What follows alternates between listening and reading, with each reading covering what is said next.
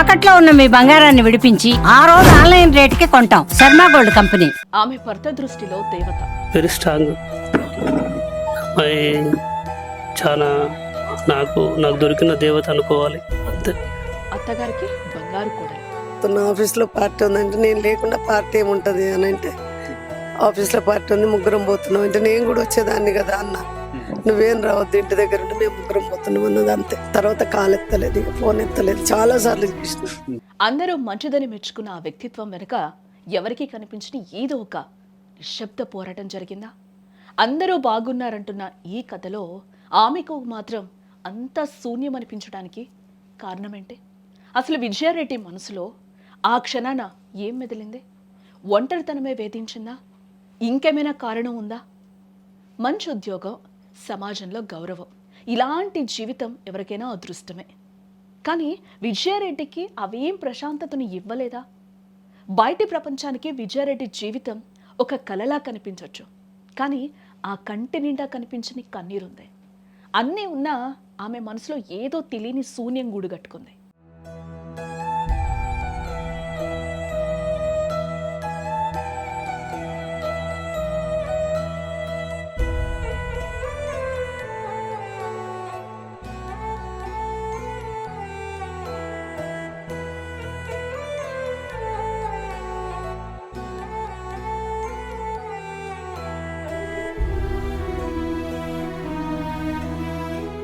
అందరూ తన చుట్టూ ఉన్నారన్న మాటే కానీ తన బాధను పంచుకోవడానికి ఎవరూ లేరన్న ఆవేదనే ఆమెను మృత్యు వైపు నడిపించింది. భర్త దుబాయ్లో ఉండడంతో కష్టసుఖాలు చెప్పుకోవాల్సిన తోడు పక్కన లేక ఆమె లోపల కుంగిపోయింది. ఆఫీస్లో వందల మంది మధ్య బిజీగా గడిపిన ఇంటికి రాగానే ఆ 4 గోడల మధ్య ఎదురయ్యే నిశ్శబ్దం ఆమెను భయపెట్టింది. ఆఫీస్ ఫైల్స్ పరిష్కరించిన ఆమె తన జీవితంలో ఎదురైన మానసిక చిక్కుముడిని విప్పుకోలేకపోయింది. మనిషికి ఒంటరిగా ఉన్నప్పటి బాధ కంటే అందరూ ఉండి కూడా ఎవరూ లేరన్న భావన కలిగినప్పుడు వచ్చే ఆ ఒంటరితనం చాలా ప్రమాదకరం. ఆ లోన్లీనెస్ ఆమెను నిలువున దహించేసింది.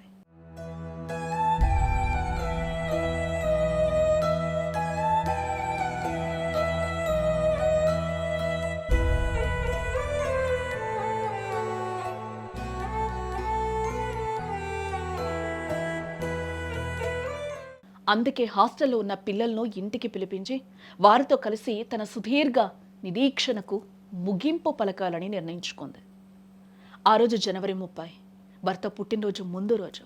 ఎవరైనా వేడుకలు చేసుకోవాల్సిన ఆ శుభదినాన విజయశాంతిరెడ్డి ఇల్లంతా విషాదాన్ని నింపేలా చావుని ఎంచుకుంది. ఇది కేవలం అనుకోకుండా జరిగిన ఆత్మహత్య ఏం కాదు, ఒక పక్క ప్లాన్ ప్రకారం జరిగిన ఘాతుకం. భర్త దూరంగా ఉన్నారన్న నిరసన కావచ్చు, లేక తన బాధను ప్రపంచానికి గట్టిగా చాటి చెప్పాలన్న ఆవేదన కావచ్చు, తన భర్త జీవితాంతం మర్చిపోలేని ఒక చేదు జ్ఞాపకాన్ని మిగిల్చి ఆఖరు అడిగేసింది. ఓకే వచ్చేసి తొందరగా అన్నారు. మా బొమ్మకి ఫోన్ చేశాడు, చెప్పలేదు ఫస్ట్. లేదు బావా శాంతి చనిపోయింది. అంతేగా నాకు మైండ్ బ్లాక్లో ఉన్నది, ఏం చేయాలో అర్థం కాలేదు. తర్వాత ఒక 10-2 minutes తర్వాత ముగ్గురు చనిపోయారు అని చెప్పారు. ఆ టైంలో ఏం చెప్పాలో అర్థం కాలేదు. అదే నాకు తెలియదండి ఏం జరిగిందని. అమ్మాయి మాత్రం వెరీ స్ట్రాంగ్. అమ్మాయి చాలా నాకు దొరికిన దేవత అనుకోవాలి అంతే.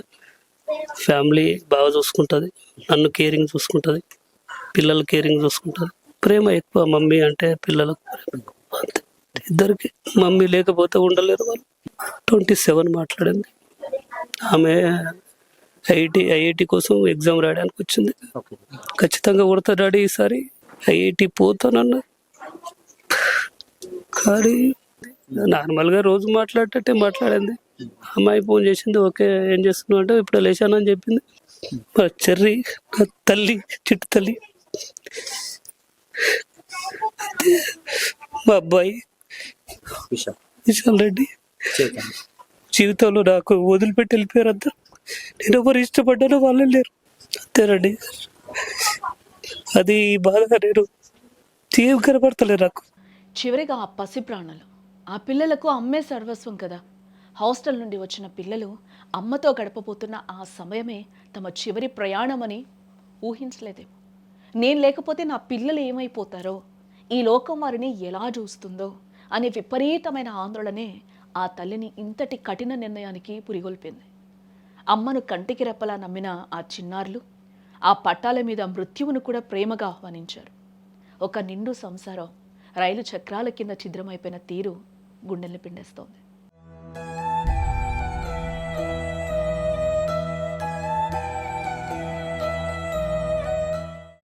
అయితే ఇక్కడ అసలు ప్రశ్న ఏంటంటే, ఇది కేవలం ఒంటరితనం వేధించిన మరణ శాసనమా, లేక ఈ నిశ్శబ్ద విషాదం వెనుక మరెవ్వరికీ తెలియని బలమైన కారణాలు ఏమైనా ఉన్నాయా?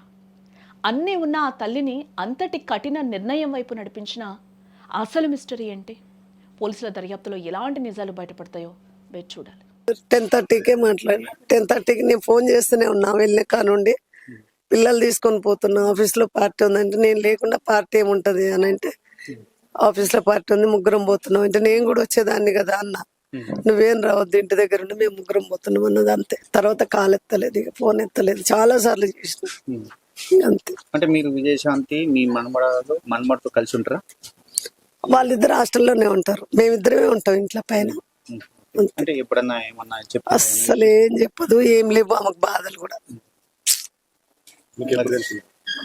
పొద్దున 8:30కి తెలిసింది.